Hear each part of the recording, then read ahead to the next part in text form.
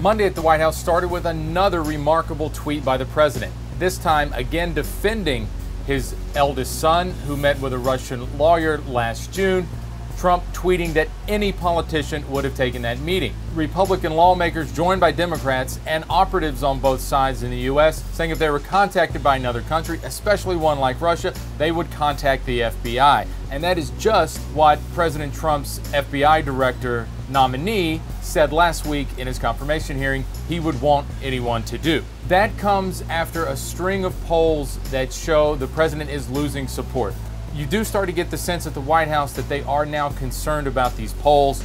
We have another theme week, really 3 weeks, Made in the USA week. And that is one of 3 things I think to keep an eye on this week. With another theme week, even as the Senate is working on a health care bill, this theme week is really aimed at the president's base. This is part of his trade agenda, Made in the USA. But one thing to watch, can the president stay on message? We got a clue Monday morning that maybe not.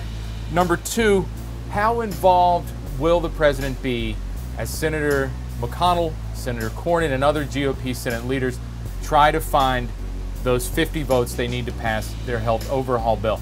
The president has not been as engaged in the Senate process as he was either time the House tried to pass their bill, which they eventually did, and the president took partial credit for that. He's made some calls, he's had most of the senators over, but he has not been as involved. But the third thing to watch is really this relationship between President Trump and Senate Majority Leader Mitch McConnell.